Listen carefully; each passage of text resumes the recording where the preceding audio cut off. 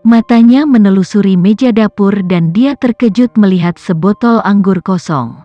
Dia mengalihkan pandangannya dari botol dan ke perawakannya yang kecil, bertanya-tanya bagaimana seorang wanita mungil seperti dia bisa minum sebanyak itu.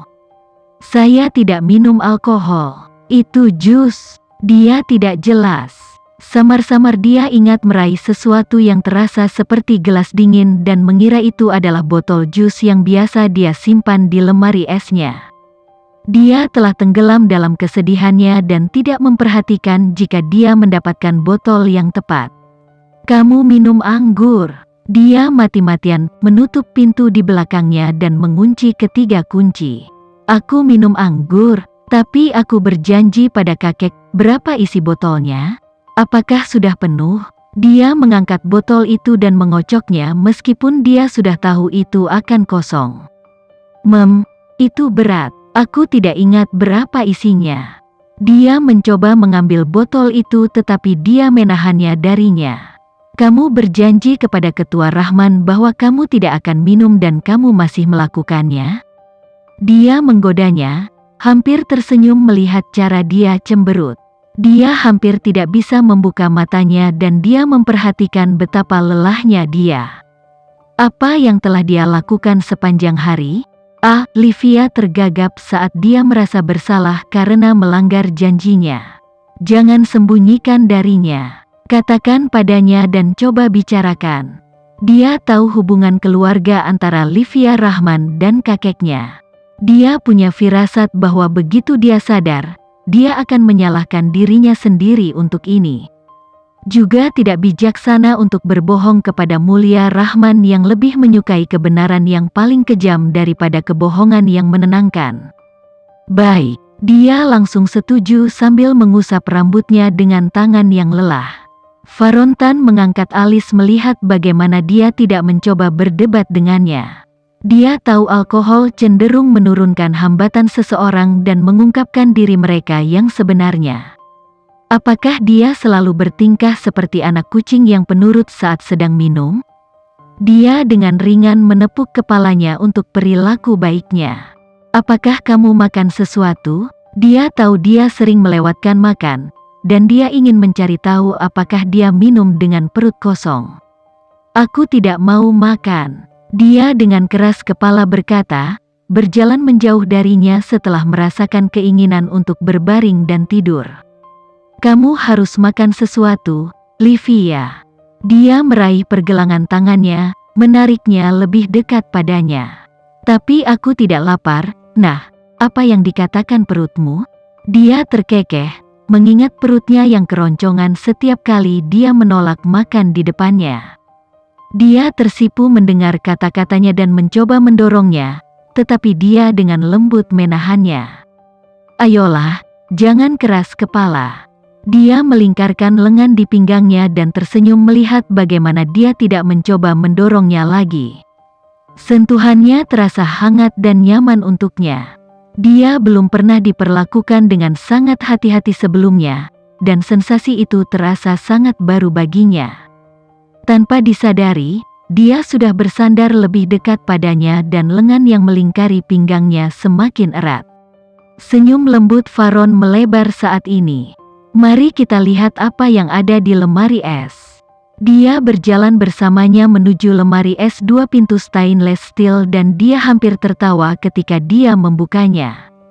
Itu penuh dengan sisa. Kalau begitu, aku tidak perlu khawatir kamu kelaparan lagi. Dia melepaskannya untuk mulai mengeluarkan beberapa piring, dan dia terkejut ketika dia tiba-tiba memeluk lengannya. Jangan pergi, kau hangat. Dia dengan kekanak-kanakan berkata, matanya menatap ke arahnya seperti anak anjing kecil yang menginginkan perhatian. Dia merasakan hatinya mengepal menyakitkan saat melihat matanya yang memohon. Anak kecil, aku tidak akan kemana-mana. Dia menangkup satu sisi pipinya dan menggunakan lengan lainnya untuk meletakkannya di punggung bawahnya, menariknya ke arahnya. Tetapi, aku hanya akan memanaskan piring dan memasak nasi. Farontan tidak berpikir ketika dia mabuk, dia akan mengungkapkan sisi centil dirinya. Sangat menyenangkan melihatnya akhirnya sedikit terbuka dan menyuarakan apa yang diinginkannya, alih-alih menyimpan semuanya. Tapi sisi dirinya pahit pada pergantian peristiwa ini. Apakah dia hanya akan mengungkapkan sisi ini saat dia mabuk? Dia menyingkirkan pikiran negatifnya. Dia tahu mungkin sulit baginya untuk mengekspresikan dirinya. Dia selalu tahu bahwa dia diabaikan sebagai seorang anak. Dengan pengalaman traumatisnya dengan penolakan, tidak heran dia tidak akan pernah meminta apapun. Pengalaman kehilangan pria yang telah dipersiapkan untuk Anda cintai selama sisa hidup Anda pasti akan lebih merusak hatinya. Dinding di sekelilingnya tinggi dan hampir tidak bisa dihancurkan, tetapi itu tidak berarti Varon tidak memiliki bulldozer untuk merobohkannya.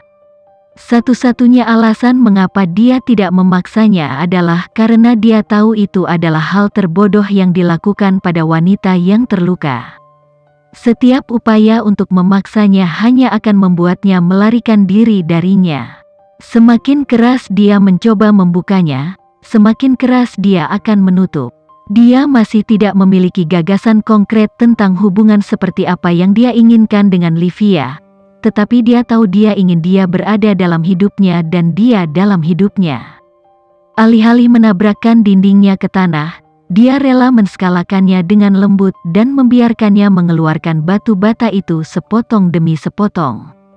Dia sebagian besar baik-baik saja dengan bagaimana hubungan mereka berkembang hingga sekarang, perlahan tapi pasti. "Maukah kamu makan denganku?" Pertanyaannya mengejutkannya. Dia menerima penampilannya yang lemah. Matanya dipenuhi dengan kesedihan dan kesepian. Dia menyadari betapa sangat besar apartemennya untuk satu orang. Dia pasti merasa sendirian di sini tanpa seorang pun untuk makan bersama. Tentu saja, dia memberitahunya, menggerakkan tangannya dari pipinya yang lembut untuk menggosok bagian belakang kepalanya. Dia menyadari dia masih berbau seperti dia dari pagi ini dan tersenyum. Sekali lagi, dalam keadaan mabuk, dia terpesona olehnya. Dia tiba-tiba menyodok lesung pipinya. "Apakah kamu manusia?" Dia bertanya, menggunakan jari lain untuk menyodok yang lain. Dia berkedip pada pertanyaannya. Suasana intim langsung hilang dan Varon ditarik kembali ke dunia nyata.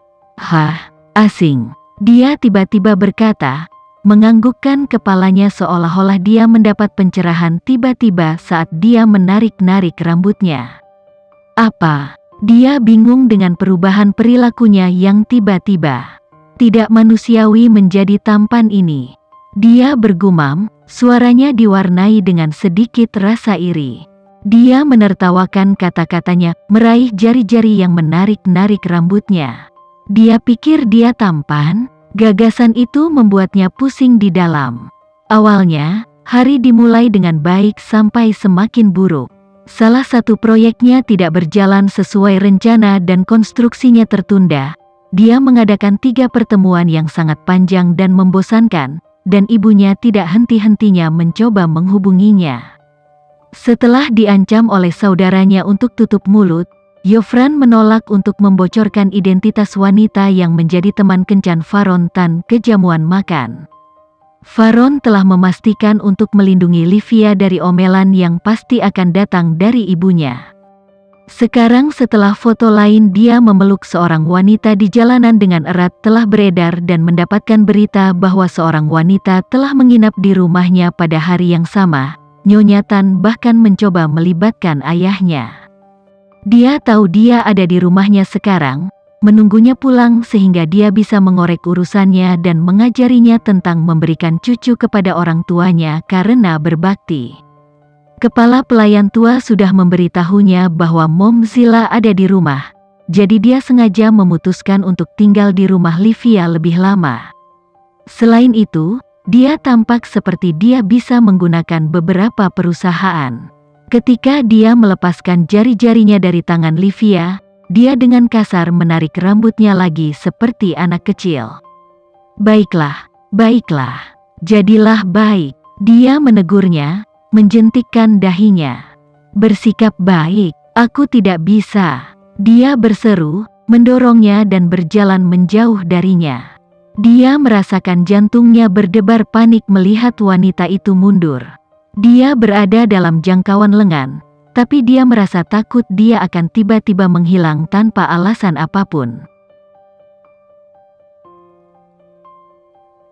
Sekian dulu ya video kali ini, kita lanjutkan lagi videonya di lain waktu. Oh iya, bagaimana menurut kalian? Semoga bisa sedikit menghibur kalian semua. Untuk teman-teman yang baru nonton, jangan lupa subscribe ya, hehehe. Dan kalau teman-teman ada yang ingin gabung langganan, bisa langsung gabung saja untuk dapat fitur yang menarik dan sedikit membantu Mimin. Terima kasih banyak sudah menonton, sampai jumpa lagi, bye bye bye.